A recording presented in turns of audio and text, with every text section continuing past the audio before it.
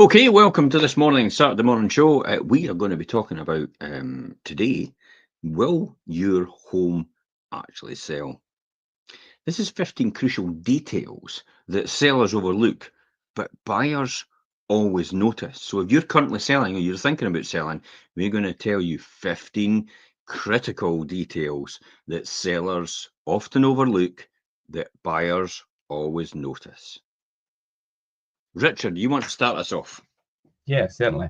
Yeah, you're absolutely right. Buyers pick up a lot of things, and it's that whole thing about us becoming complacent about our own homes. And nobody scrutinises your home quite like a potential buyer. And whether it's the first time they visit or when they return for a second look around and considering making an offer, the second viewing sometimes as well they pick up on things, and it's maybe they've not seen it the first time round. But first impressions definitely are a key thing for viewers. It And has to be. It is. It is. It's amazing. It's the old phrase, isn't it? You never get a second chance to make a good first impression. yeah, However, there is ways to do that. And we'll yeah. discuss it through this as Yeah, well. we'll So go listen through out that for as we that. go. We might touch on that. So this isn't just a case of let's read the script and see how we get on. This is about giving you the right advice and all the different details and what to do. Carry on. Yeah, and it's true that most homes do have these odd jobs that they do need fixing, and we're all guilty of finding short-term Mm. workarounds, and I'll come back to that later, and then eventually you just completely forget about it, and then you become complacent. And it's not Tell until me somebody about else and it's not until somebody else walks in, like your agent, which they should do, and point these things out to you, and that it becomes apparent that, oh God, I really need to get that fixed, or maybe it's something that you're not aware of at all, and that a good one of the agent will ones. always bring that One up of to the you. ones that I always notice when I go into houses when people have pets, Mhm. particularly cats, they scratch at the carpet to get In the in the door, corners. and they Mhm. take the carpet up just the doorway itself, and you just forget about it over time, but it Yeah, actually looks really unsightly. And the other one is people have dogs. They tend to scratch on the door all the time, and they make like massive scrape marks on the door, and you just forget.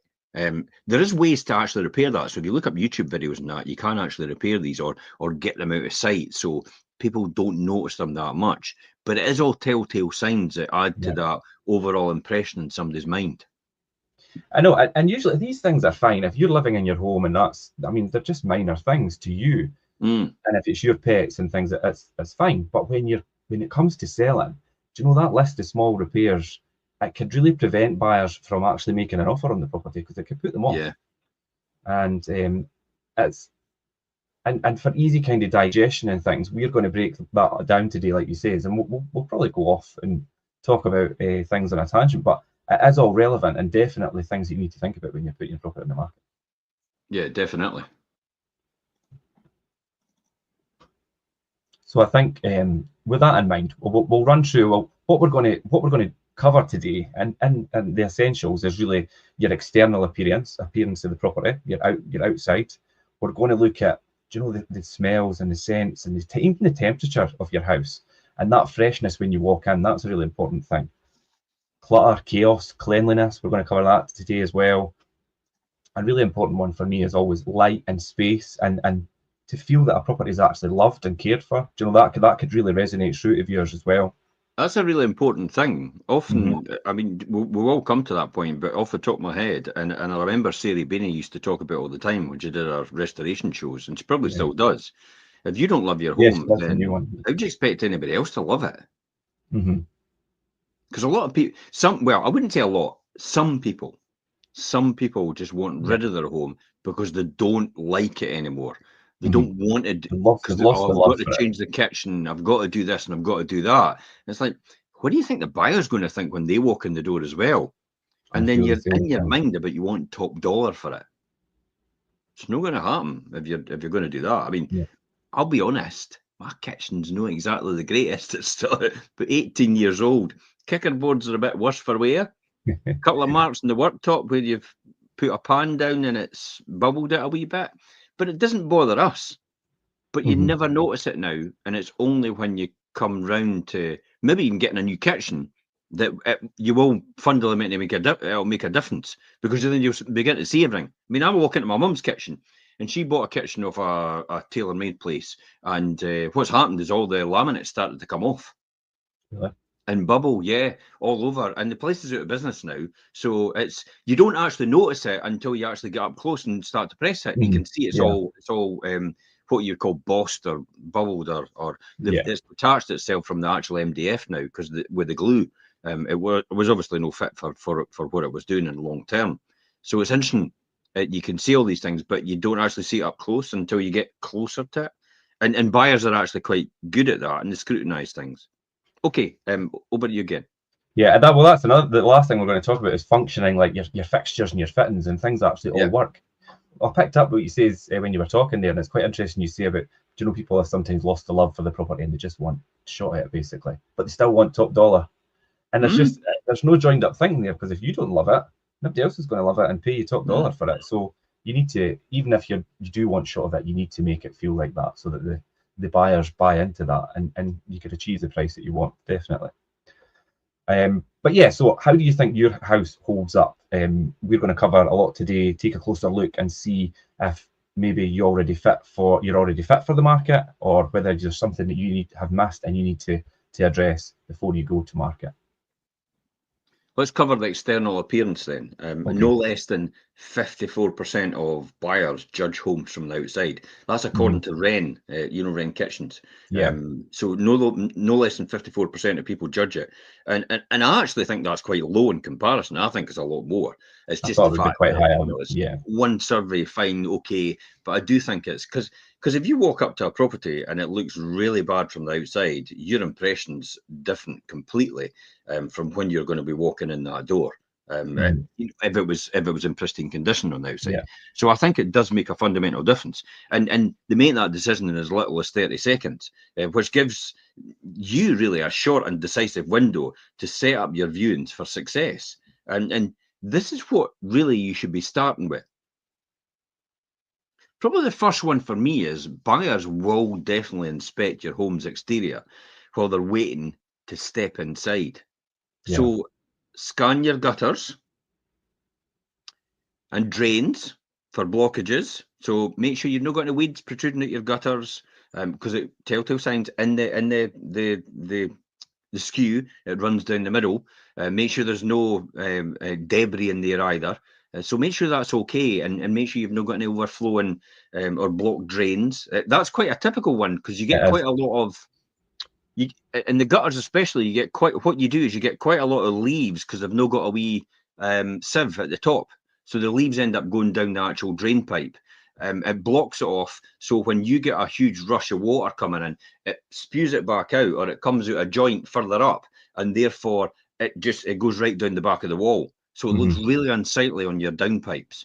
So watch out for that one. Get that one sorted, and get that, kind of wire brushed away, so it looks decent enough, and it doesn't expose what potentially, I mean, it's not really a major problem, but it can end up causing damp inside the property through the wall as it soaks into it and soaks through. If your Harlan's boss, or if it's not been done properly. Because a classic example, we've all seen it, haven't we? Where you go up to the downpipe and it's like it's inset into the Harlan. Yeah. Because it's been so close when the Harlan's been done that the builder's just gone, well, I'll just do side by side it. That's it. That's often a telltale sign for areas where you don't actually notice there's a problem, but you actually wonder why you've got damp coming through the walls inside.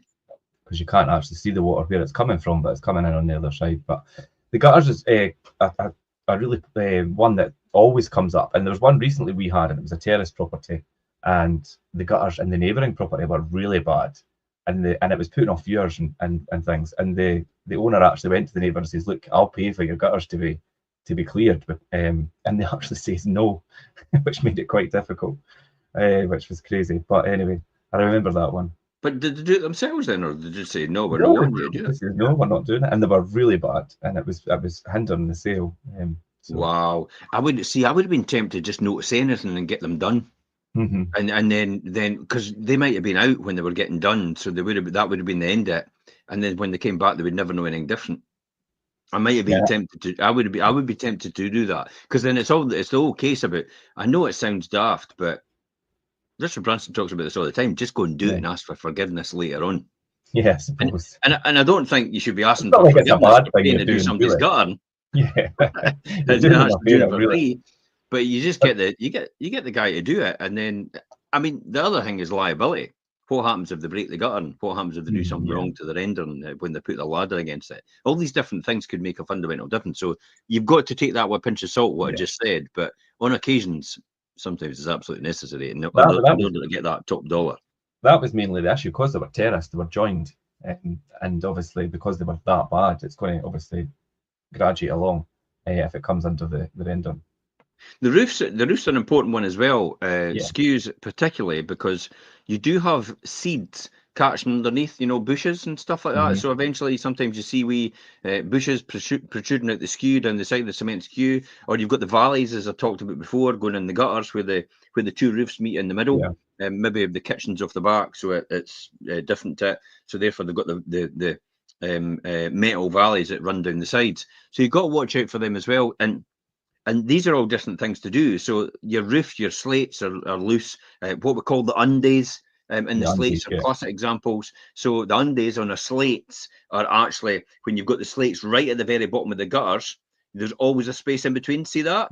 yeah, So you need to put one underneath there, actually, to waterproof that space in yeah, between, because you've not got another slate going in anyway, because they're at the bottom already. So that's the undays. So sometimes they actually fall out and cause problems with going down into the cavity and then into the wall of the house itself. So it just looks yeah, a bit unsightly. Brickwork, especially, rendering is a classic example. You do on occasion have people with huge chunks of rendering off their house. yeah, It doesn't look great at all. It just gives the wrong impression. It does give that impression, like you said before, like it's not even loved. Like yeah, then you start to think to yourself, well, if that's like that, what else is everything like? It's yeah, often the place that's neglected the most, isn't it? yeah, Stuff like that. The window frames, especially as well, invisible flaws. For example, under the sills, you sometimes have a massive space where the sill's been put on, especially got double glazing, and it's not actually been masked or anything underneath, so the water just flows in underneath.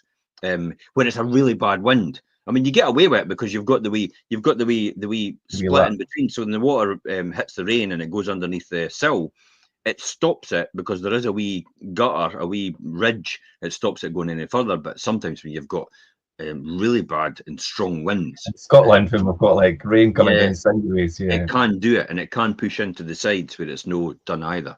So watch out for these things, definitely, and any visible flaws. We're not asking for perfection here, but when you look at it, you often it's like the nose blind thing with yeah, the smells. Over a period of time, when you're looking at your house, you just don't notice these things anymore. mhm, That's where it's important, maybe, to get an estate agent and a fresh pair of eyes, just to take a because I look often at. go around people's houses, and I'm able to tell them objectively what's going to come up, and sometimes objectively what they don't really need to bother about as well. hmm Because you'll be surprised. It's like, oh well, Yeah, you'll sometimes, should I paint this? And I'm like, well, if you paint no, that, you're going to have to paint the skirtings and facings, and then you're going to have to paint the door, and then because you paint the door, you're going to have to paint inside in the next room. So it's going to cascade all the way through. So my advice would be don't paint it. So yeah, it's because quite an interesting one. sometimes owners do have ideas in their head, like I'm going to do this, I'm going to do this, and they're not necessary, and it could save them a lot of expense by not doing these things and just sticking to the basics and making, and like you say, the visual aspect is crucial because people make the decisions in really short periods of time, settings. Here's a really good one for you. One survey said, hmm the Oxford Blue front Yeah, doors apparently adds £4,000 to the sale of your property. Everybody's that going to would be rush out great. and buy Oxford Blue now. Funnily enough, I thought it would be a red front door, but I mean, I suppose blue. Well, red's a sign. Red classic sign of danger. I know it's pillar box red. Yeah, Is like the basically what it is. But Oxford Blue, it's that sort. I don't know if it's that sort. Is that the same colour as what Notting Hill was? Maybe.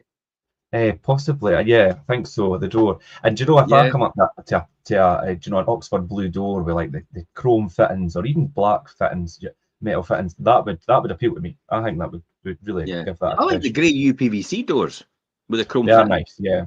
They're nice as well. They're quite nice. Plus the fact that they don't highlight any debris or anything like that. So if your door's dirty or anything, you never see it because it's whereas a grey white, anyway. Whereas you got a white door, you're constantly having to wash it, and you're constantly having to make sure it's done properly. It's not that easy to do. So we're not sure it needs to be really blue, but I mean, freshly painted front door definitely adds value and saleability to your property. And the other one as well is in the walk up to the door, definitely for the mossy private paths, to scuffed shared hallways isn't good at all. Remove any junk that shouldn't be there in communal hallways and add some instant foliage with potted plants for anywhere it really feels bare.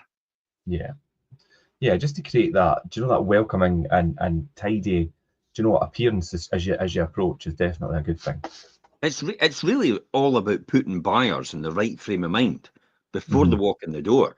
You do not want to put them in the wrong frame of mind before they walk in the door, because then you're off to a bad start already, and it's going to be difficult because then the mind changes from looking for the positive to, wait a minute, where's all the faults in here now? Some people walk in with that straight attitude. Changes that mindset, you're looking So for the a negative. home, my best advice before we leave this and talk about scents and temperatures and freshness and how important that is, a home that's really well cared for outside is one they'll be excited to further explore your buyer for definite, without lingering suspicions of hidden costs after the move in.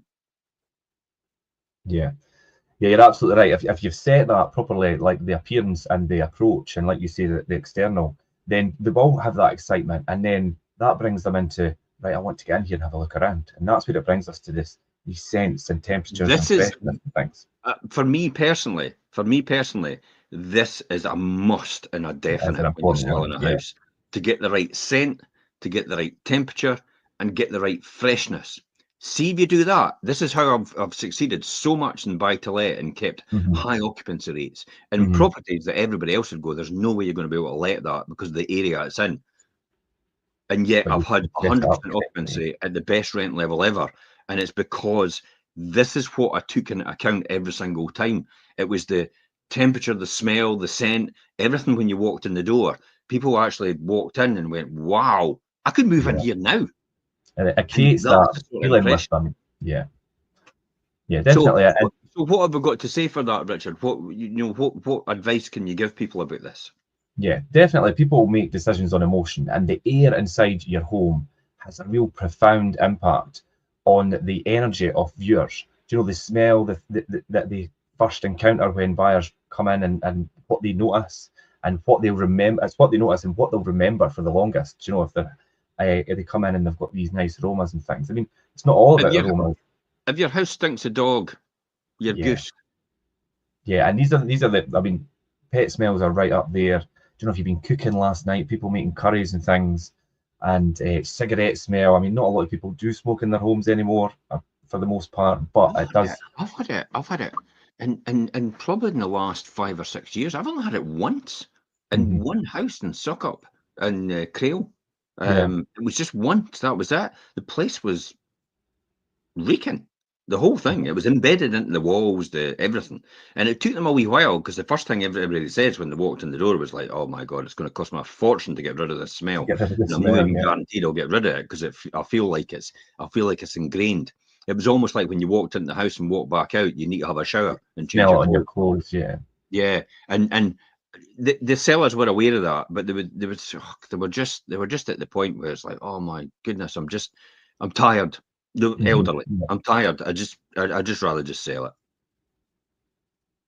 Yeah, and you'll get a lot of people in that mindset, but then you've got a good agent. They'll be able to help you obviously through that and manage that whole process for you.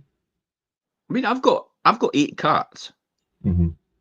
So, and now and again, once in a blue moon, we do ask people when they walk in the door, could you smell the cats? And people have walked in the door before. Perry's commented on it before as well. She's walked in and went, you know, I would never think that you had 8 No, cats. I was going to say, I've never ever thought that like, I wouldn't walk in and think, oh, this is a cat house. Do you know?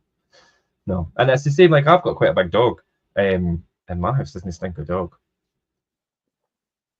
So, but I think when it comes to smells, pets are right up there. But keep last night's like hardcore cooking and things. Do it on a night when they've not got viewings booked in for the next day. And if you've got pets, Another one is if you've got house cats and things, you've got litter trays. That could Litter be a trays. terrible smell. So yeah, think about that, and then think about getting a good clean, maybe even shampooing carpets, upholstery, and things. You do the shaking back, and you put the Yeah, thing in you the still back. get shaken back, you know. You do the shaking back. You do still get it. So yeah, do things like that. It's going to. I think the Febreze is probably the more modern version, but you do still get shaken back. But yeah, Show my age now, you see. Upholstery and carpets could really hold smells, so make sure they're clean, and that should set you on the right track to having that good first impression in terms of people's reaction to the air in the property. This is a good one, and a really important one, and you mentioned it already, Jim, is about the temperature and entering a cold home, especially in winter, especially here in Britain, and it could really have a bad negative response from viewers if they're walking into a cold property. As does one that's maybe too hot and the thermostat's up too high, or you've got the log burner burning too long and the heating on. You know, find that ambient temperature where it's comfortable and people feel comfortable and could walk around without feeling too cold. I also think it's so important, if you're wanting people to take their shoes off, get shoe covers. Yeah. It is so important. You do not want people taking their shoe. I mean, we used to do it with some show houses because it's like, if you get people to take their shoes off, they go, wow, this must be an important house. Yeah. However, there is another side of that, in the fact that when they hit tiled floors with their bare feet, it feels cold. Or laminate floors, it feels cold. So unless you've got underfloor heating on and they can feel that, that's the only way I would let that happen. Otherwise, I would get good quality shoe covers for somebody to wear if you're insistent that they take their shoes off. It's also the fact they've got to mess a bit and put their shoes on to go out the back door. Yeah. It's the hassle. It's the hassle. You're just giving them grief. It's like, are you wanting them to buy your house or no? Yeah, shoe covers are the simple answer. I think taking your shoes off can be a bit of a hassle, especially if people have got laced up shoes or dress shoes or things. It can be, and yeah, it kind of ruins the experience because you're taking shoes on and off. But don't feel embarrassed as well if you are doing your own viewings and you're the actual owner. Don't feel embarrassed as well that you have to get down and actually help maybe some people with their shoe covers, because the very fact is they're not able to put them on that easily. So don't feel embarrassed to get down and actually do that. Sometimes I could make a joke of it, like, it's all right, I'm no proposing. Yeah, but it's all about creating that experience where, being helpful and just like making it as simple and easy and pleasant as possible. Or you do Prince Charming, you go, it fits. Trust you. But that's quite a good way. That is quite a good way to approach it.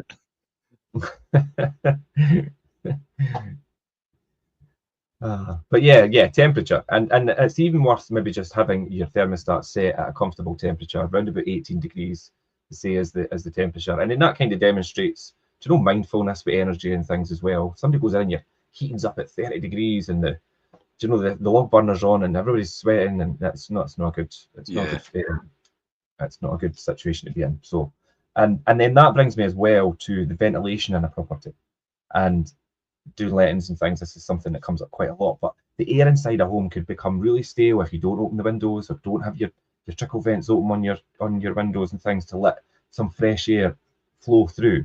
So leave a couple of windows open and leave those trickle vents flowing, because it will make all the difference to the air inside the property. I know, but in all I see is this floating out the window. When you have the window open, all I see is the pound signs or £20 notes floating out the window through the trickle vent. Elaine's forever opening the windows to ventilate, and that's fine. But the one thing I've got to say, she doesn't bother about closing them later on. They're like, flipping it, it's Baltic. Yeah. And I don't want to get up in the morning in the bathroom, because we put the secondary locks. I don't want to get up in the morning in the bathroom and it's me if gets up first and it's blooming freezing because the window's been open. And we had it open all day yesterday, so why would we do it? So I deliberately close the trickle at night to make sure it's warm enough. I'm a wee bit of a wimp when it comes to when it Being comes to cold getting in up the in the morning. morning. You wouldn't think that, considering I Arctic was just going to conditions have say, been you're in running some bloody towns rain and snow and on the mountains and stuff like that. But if I can, it's there. Why would you then choose something different if you've got the option to be a bit warmer? So definitely, I agree with you. I can't disagree with you at all with that, Richard. Air in the house is really good.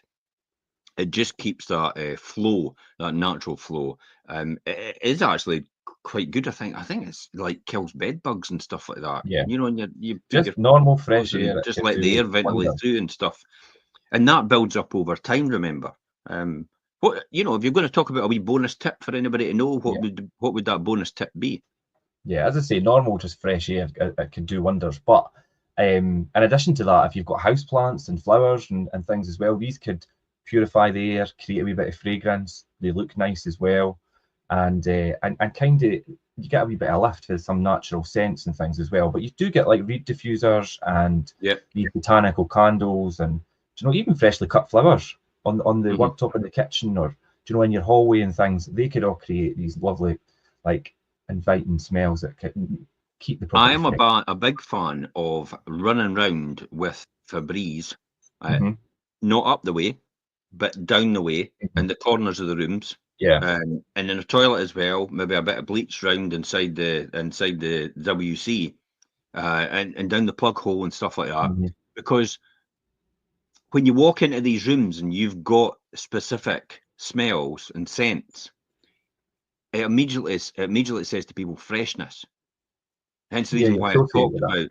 about. Yeah, typical one is pine flash was a classic example years and years ago. You used to do your tiled floor because that's Bathroom, what was yeah. on the telly all the time, and everybody and whoever marketed it, might have been Procter and Gamble or Unilever, convinced everybody that pine was fresh. Yeah.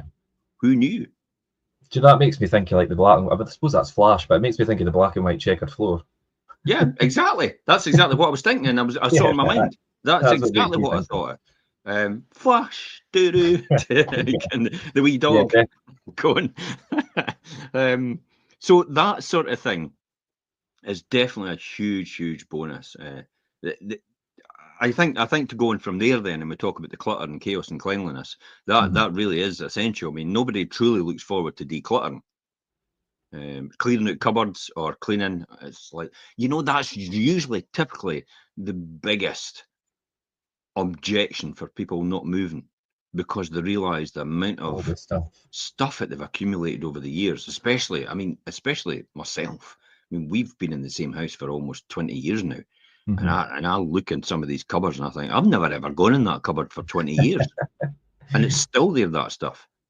And why did I keep it? What was the point? This time next year we'll be millionaires. First 20 editions of Plug, the comic. Yeah, all these What things was that you all that hold on about? to. Yeah. These sort of things that you think, oh, I'm going to keep that. And it's like, and then now you've just got to move it to somewhere else. So then at that point, you're probably realistic that you're going to have to get rid of it. So none of them, when you think about it, clearing out the cupboards, none of that will ever top the fun charts of doing it. But they all make a massive difference to your sale. And here's really why. Too many things on too many surfaces immediately steals attention from your room. Yeah. Think about a kitchen. Straight away when you walk in and you see so much clutter on the worktops, that's the first thing you typically see. You don't then see that the kitchen is actually a big, massive kitchen and Yeah. a dining table as well. It detracts from that. So just be mindful of that, definitely. So even if you can find a single thing to maybe put in a cupboard. I'm a big fan of telling people, it's like, just fill your cupboards with your stuff. Or if you've got a garage that you never use really, put it all in the garage. Yeah. But what if somebody sees it all in the garage when we open it? I went, everybody expects that in a garage. Better They'd be than it really being all surprised if over. it was Yeah. empty. They'd be really Yeah, because surprised if it was garages are empty in not your for garage. cars. They're for Yeah, storage. a garage isn't for your cars. It's for all the clutter you think you're going to keep. And all the second, just before it goes to the tip, that's where the garage. That's the garage. That's the secondary point. So it's been Yeah. in your house all these years. It's the Gets holding, it's moved the out to the holding point. garage, and then finally it's the tip after that. So it's kind of the stopgap in between of the transportation of your rubbish, or your junk as it goes to the tip. So hide some of your stuff away for now. Everybody's going to be okay with that. Don't worry. It's a better impression to see that than actually an empty cupboard, but clutter. So think about that. People would rather see a clear house and maybe use the cupboards, because then they'll go flipping out. You can fit a lot in that cupboard. That's another way of spinning that, by the way. If you put a lot in most people if you always put a have lot these of power in cupboards the cupboard, Yeah. look how much you can fit in this cupboard. Yoo-hoo! And everything falls out like one of those comedy films. That sort of thing. Dusty skirting boards is a thing for me. You know what's actually given a precedent or attention to that is the things like phone a bed. Yeah, and they come in and they run their finger Stuff along like that. People get their glove out and have a look and run. Some people are mindful of that. Plus the fact that if people do have allergies, it could set them off. Remember that. I've had some houses like that where I've taken people in and they've gone, look, I've got a dust allergy. I'm going to have to stand outside or go to the back or something like that. So you've got to be mindful of that as well. Black marks on carpets is especially one. Overflowing bins, clumps of pet hair. That's another thing for the allergy thing. That would put people off it. If you've got your pets' beds and stuff like that, just get rid of them for now. Put them in the garage or put them outside or wherever it is. But put them in the shed or something. Yeah, because ideally they'll give off they'll smell a bit if you don't clean them a lot. That's all. Or you could just give them a once over. Your pet will no be pleased, like, because if you give them a once over in the washing machine, they'll no be chuffed at all. Because like, what's happened to my dirt that I sleep in? I get that look every time when the line washes everything. They're going and sniffing the beds, and it's like, and I'm going, yeah, I know. It's just one of these things. They're all clean. I'm just like, pure jinx. So these are the sort of things as well. Shoe marks on the walls. Wooden floors, marks on there, tiles are all really mood killers. Grouting, especially, is a classic one. Cleanliness, it gives away the game straight away, isn't it? When you walk into a bathroom and you see the seal around the bath as well, or the shower, and it's got big black bits in it, it's like, I can see it. Look, your immediate reaction on your face. Yeah. And it's so easily fixed, but I would put it as an off-putting thing, definitely. So if it's like that just for us talking about it, imagine what it's like for somebody actually seeing it. And that can sometimes detract from the whole thing and basically kill the whole mood of it. So get up there and instigate some sort of pre-selling spring clean, I would say, definitely. Yeah. See, mentioned spring, just around the corner. Yeah, we're about there. We've still got a bit of snow to go. Yeah, probably. We've still got about a week of snow, really. Yeah, we usually do in March. End of March, beginning of April, a week of snow, and then we're into spring. And then we're in, yeah. The other one, maybe I think when we bring this up as well, is the cupboards. Now,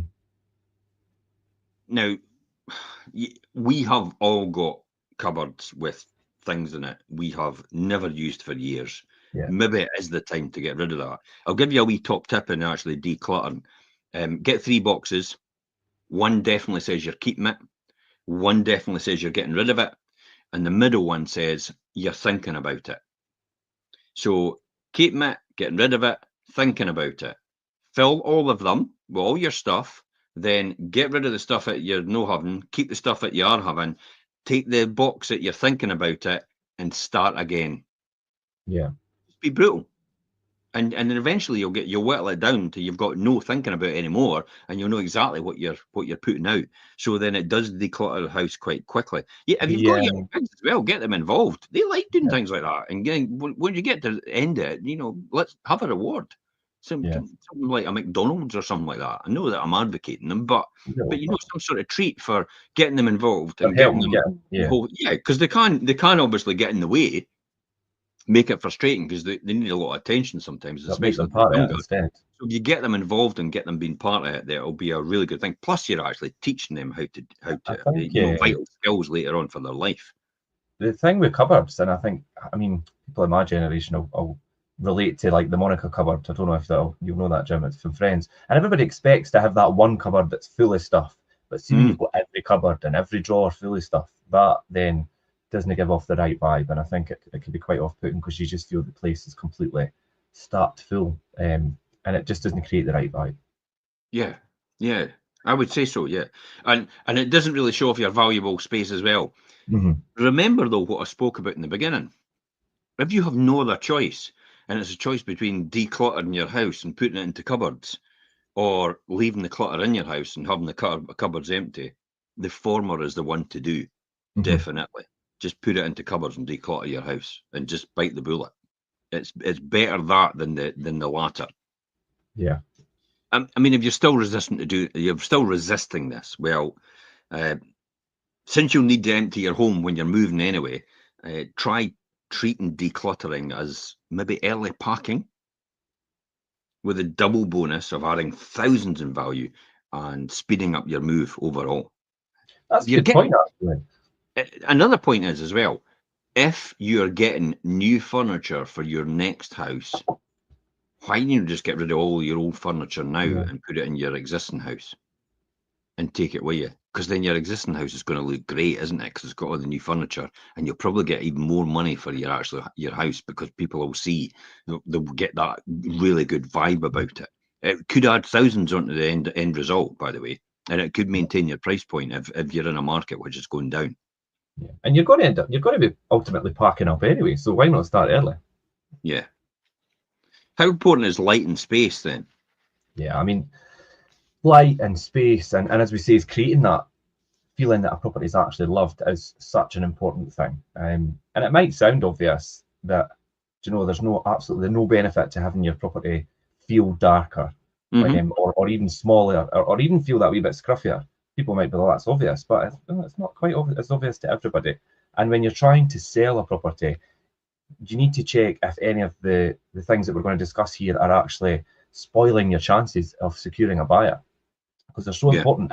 And light's such a really it's a great tool for creating that feeling in a property where there's space and just that great ambience in a property.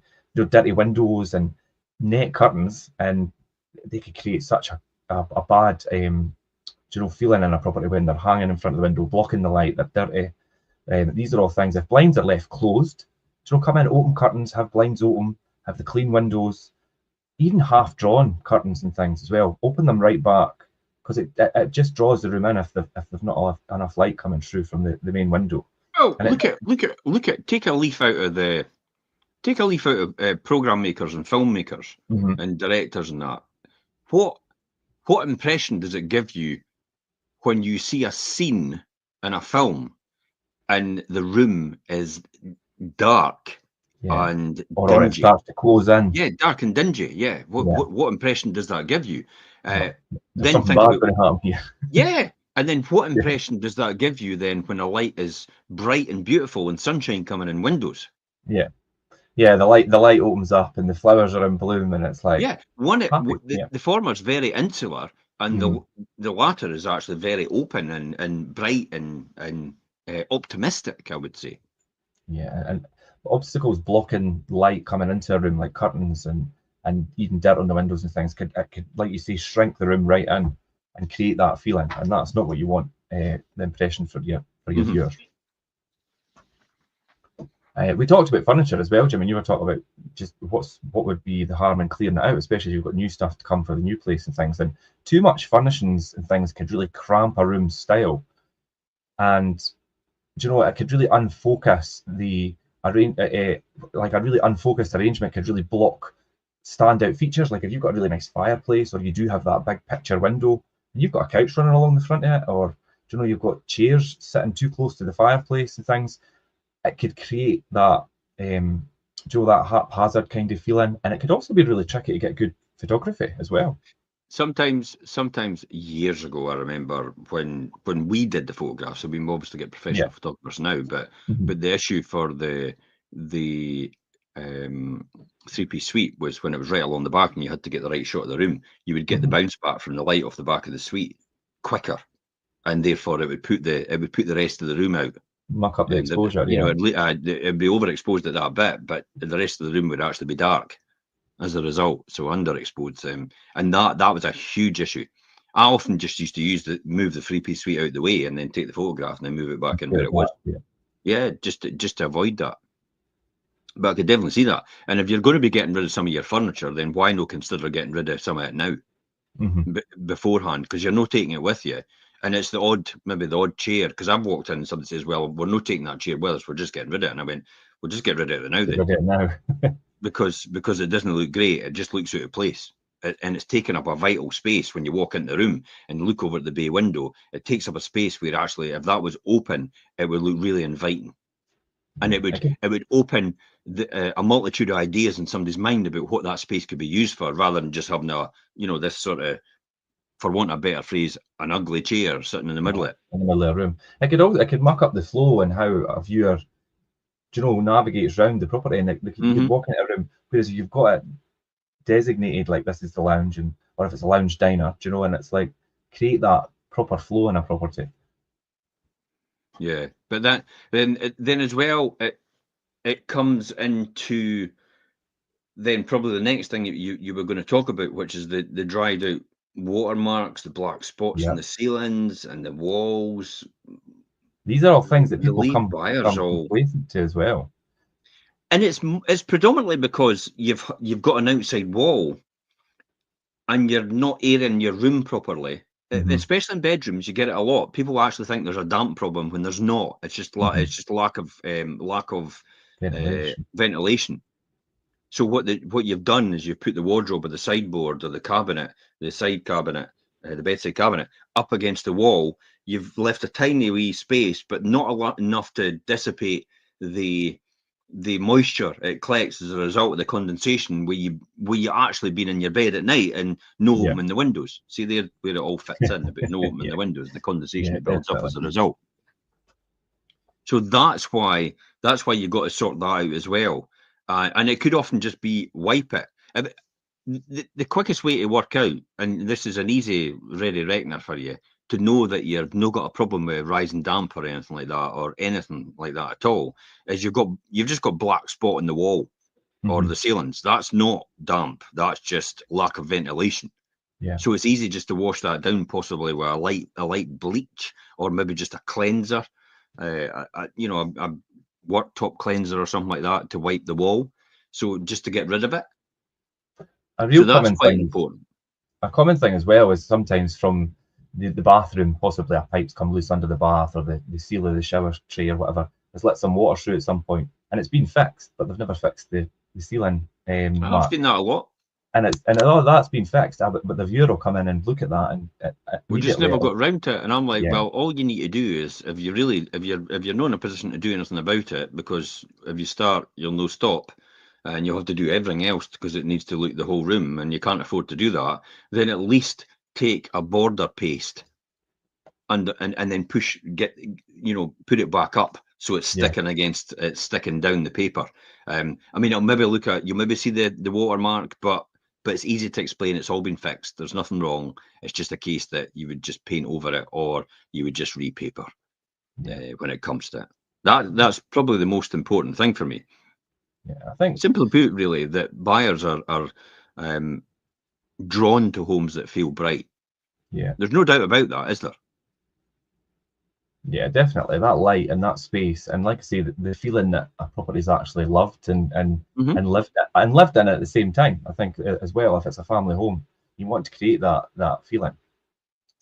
So, So, yeah, so maximizing natural light, creating an mhm, open yeah, layout, and addressing probably visible wear and tear is a supremely smart use of your time when you're selling. This all sounds like a lot of work to do, but this is just normal day-to-day stuff. It shouldn't be that encumbrant on what you're doing. Yeah. But again, as I said every time, if you're not very sure, then get us in the door. We'll walk round and we'll tell you exactly what you need to do. That's exact, or what you don't need to do. What you don't need to I'm do, yeah. amazed that sometimes people are convinced that they should be. I should be changing my kitchen. I should be changing my bathroom. I should be, and I'm like, no, not at all. If you change your kitchen, somebody's going to come in and rip all this out again. However, I do have people saying, I'm not changing the kitchen because somebody's just going to come in and rip it all out again. And sometimes, once in a blue moon, I say, I would actually change the I kitchen. think you need to, yeah. Yeah, because your house is absolutely beautiful in every other room except this one. And this is the one that will let it down. And it's probably going to be a lot more in terms of value than the kitchen, than the basic kitchen you could put in Of course, from yeah. Howden's. Because it's maybe an L-shaped in a flat, maybe an L-shaped kitchen, and to put in like-for-like cabinets that are brand new, you're only talking about £1,000 at the most, without any disruption, really, or maybe even change a worktop instead, just to make it look a bit brighter. That's sometimes the perfect way to do it. Some people I've seen as well actually paint their cabinets, and it works. Yeah, Again, if it's done properly, it can create a really good look. So just get advice. This then brings us naturally onto the functioning fixtures and fittings. Then, but, what's your thoughts on this? What about this? Yeah, fixtures and fittings, and just like, I mean, people viewing a property, it's just like when people, you go to test drive a car, and you feel happy with how it performs and how it looks and things as well. Then buyers do exactly the same when they come into a property. They want to, they'll run the taps, they'll flush the toilet, they'll run the shower. And if your taps are stiff and the shower's leaking and the button on the toilet's not flushing or the flusher's not pulling down, all these things that your fixtures and fittings are not working, then that could be really detrimental to your sale. Water pressure. Well, I remember water pressure used to be a thing. Definitely. Yeah. When you had the original combi boilers that were in, they didn't make them correctly. I mean, they did a bit of trial and error, and obviously the early ones were the guinea pigs for everybody. And when you sometimes had the water pressure was really high, the boiler couldn't keep up with heating the water. So therefore, a lot of people used to run the tap on the hot water to make sure that you could actually get hot water out the tap, or the pressure was high enough when the hot water was coming out the tap. Because I remember the days when how long it takes to get hot. I remember the days when you had to take 2 hours to fill the bath with a CB25 or a CB24 because it was only a 24 kilowatt boiler, and it took ages to do anything because the water pressure was so high, but it couldn't keep up with because it was only 24 kilowatt. We're having to heat that cold water so quick. It just wasn't quick enough to do it. But that was the right type of boiler for that size of property. It's just they weren't really that good in technology-wise at that point in time. So that's why the water pressure used to be a thing. Plus, a lot of people actually love. There's nothing greater than a real powerful shower, isn't there? I know. Yeah. I mean, when you get something that's like just a wet drip, it's like, oh my God. It's like when you go to some of these hotels and you think, oh, what a big disappointment, eh? Some of the best hotels too. What a big disappointment. And see how when you think about that, let's think about that for a minute. We can all remember maybe a hotel which was really nice, but that's the one thing that let it down. And that's the thing you remember about that the most, isn't it? Yeah. So that's possibly the one thing you're going to remember about this house. If you've not got really good water pressure and you've got to get in that shower every morning, I couldn't live with that. No, I couldn't. And that is an off-putting thing. And a lot of people do test the shower. I mean, 9 times out of 10 viewers will test the shower. So if you're going around and testing your kitchen, bathroom taps, your shower room, your bathroom, check the pressure, check that they're all running, they're not stiff taps. And it's a good time to check, actually. Do you know if there's lime scale and things? Give them a good spray and a clean at the same time. And just, yeah. That's where it's maybe important to get the boiler serviced as well. And sometimes the other one is just get in terms of servicing it, you might actually have to cleanse out the whole pipework and the radiators because it's classic. I've got it now. I mean, our boiler's maybe about 18 years old, and we can't put it up to the full maximum anymore because it keeps tripping the sensor. Because when it's going round, the gunk's going round as well at the same time. It's built up over all these years.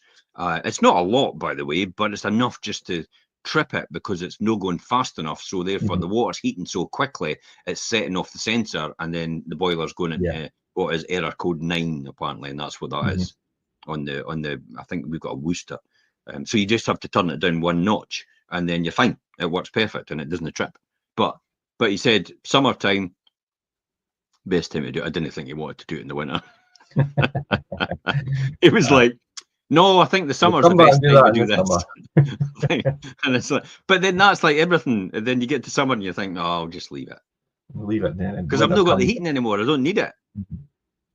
So it's classic. So when you get things like that, make sure you just put it in your diary as a reminder, or in your phone diary, or whatever. And just a reminder, by the way, get the radiators and the pipework cleansed out. Get a cleanser put through there. Yeah, definitely.